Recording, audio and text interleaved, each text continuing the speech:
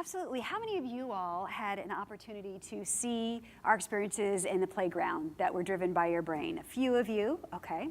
So Dr. Jeff Tarrant wrote the book on neuromeditation. We use a lot of his technologies in our platform that's called Helium. Ricky Rockley is our XR design lead, and we'll be talking a little bit in this session about how you create them, but more importantly, the research behind why VR and AR has value as an anti-anxiety and actually as a happiness tool, because these are experiences that are powered by your brain. Our origins are in virtual travel for veterans. We were trying to find a solution for a group of terminally ill and aging World War II veterans who weren't able to physically travel to see their memorials.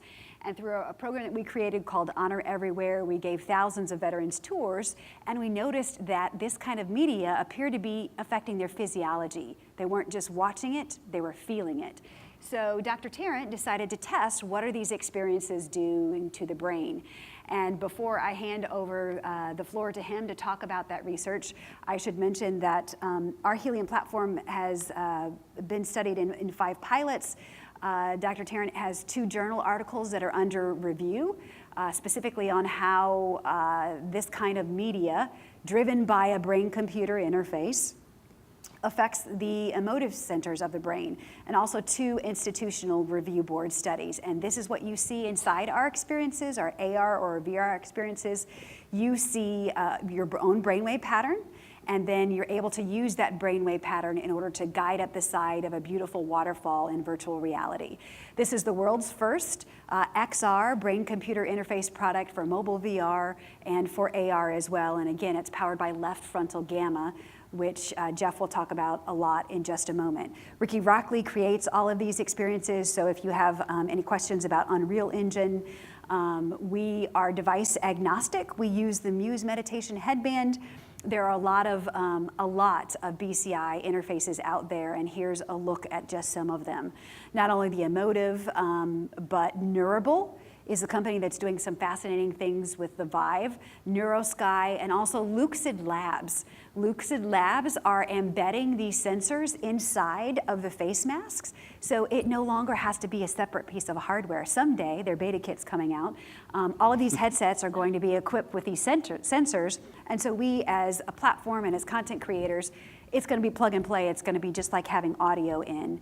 You don't have to have a whole lot of development, hopefully someday, in order to create these experiences. These stories, and these are story-driven narratives, it's not just storytelling, it's story living in a way, because you're using your own biometrics and your own thoughts in order to power the experiences. We call them XR-CEUTICALs, and with that, I'm going to hand it over to my colleague and co-founder, Dr. Tarrant, to talk about some of these different areas of the brain and how he's formulated these XR-CEUTICALs with percentage shifts in brain hertz. Dr. Tarrant. Thank you. You guys hear me okay? Yeah? Okay, great. So really what I wanted to kind of spend a few minutes talking about here today is a little bit of, kind of Sarah was setting that up in terms of talking about what are we actually looking at and measuring, but then to also kind of give you some of the preliminary results that we have from some of our research that we've been up to. Because really one of the things that we feel is very important is to be able to measure what we're doing. So it's great to have all these great experiences, but can we show that it's actually doing what we think it's doing? So when we first began, actually, we have a whole series of experiences that aren't directly tied to EEG. They're actually like mindfulness and nature experiences and things like that. And so we began studying those. Even without the brain-computer interface, what is happening in the brain when somebody experiences one of these meditations?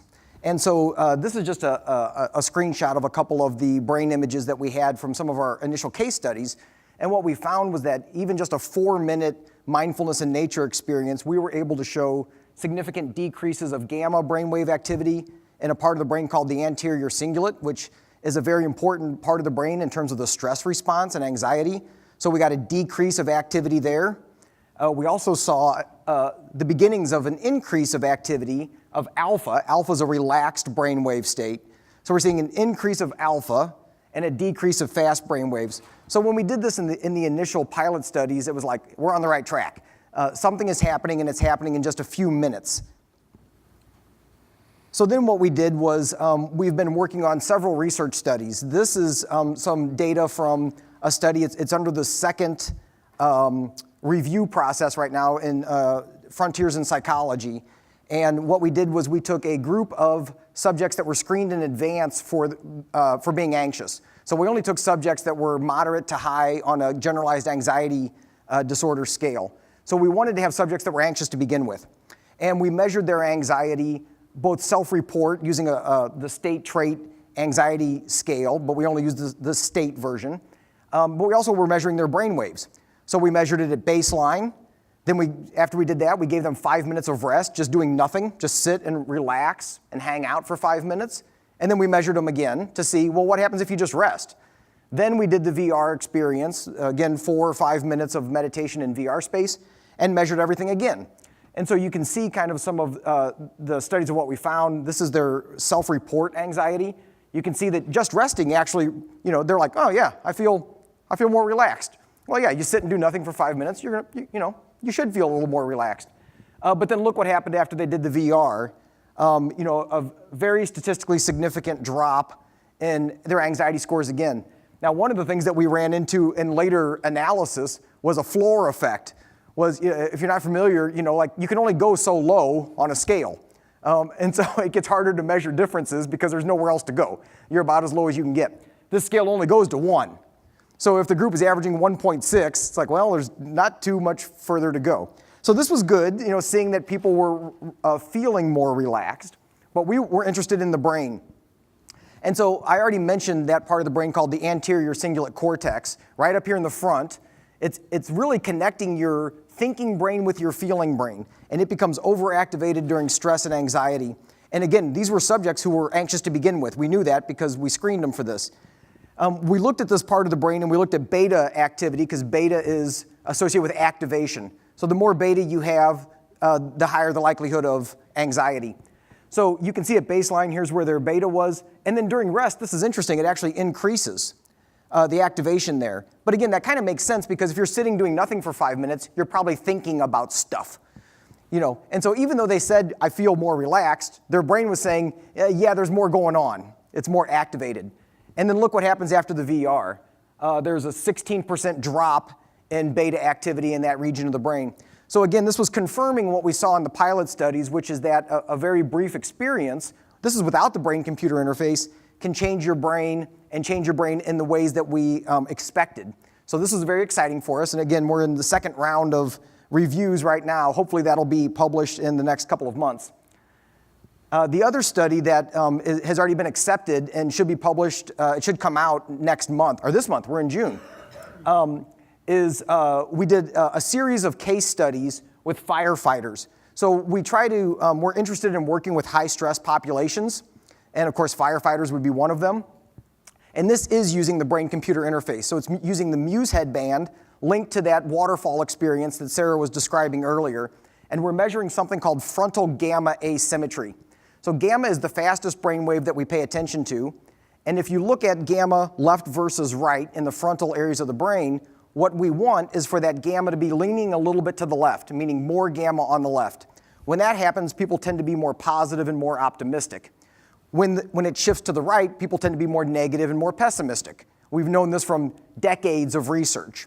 So we're able to capture that data and feed it into the system so that they have to be leaning toward the left to drive the experience, to float to the top of the waterfall, to come back down the waterfall. So we gave this to 4 firefighters. We also had them fill out some measures asking about their mood, different mood states, positive mood, negative mood states, before and after. And this is a little bit going to be hard to kind of digest, but I've got my laser pointer so I can point out a few things here. So these are the 4 subjects, 1, 2, 3, 4. And the yellow bar is showing the change in their gamma asymmetry. So when the bar goes up, that means it was shifting more to the left, which is what we want. So what you can see is that 3 of the 4 subjects showed increases in that asymmetry. Look at this one. He had a 133% increase in his gamma asymmetry. That's massive. Now, one person went the wrong direction. I'll try to address that in a moment. And so then the green bars are showing scales that we were using that measured positivity. and changes in those scores. Now what's interesting is what you see is that if the gamma didn't change very much, the scales didn't change very much. This one, they had a little bit of a more robust change in the gamma and much more sort of positive emotional state change. This guy, you see, he went the wrong direction and actually he reported less positive feelings.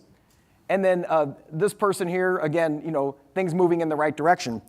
So that was interesting. It's like, okay, so this tells us a couple of things. It tells us that in general, if the gamma is moving in the direction that we want it to move in, people do tend to feel better. They tend to report more positive states. And if it moves in the other direction, they report more negative states. So when we looked at the negative scales, it's actually even more clear.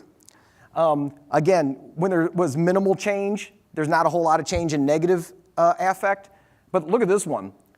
Look at those changes. So these are negative scores. You want those to go down. This is good.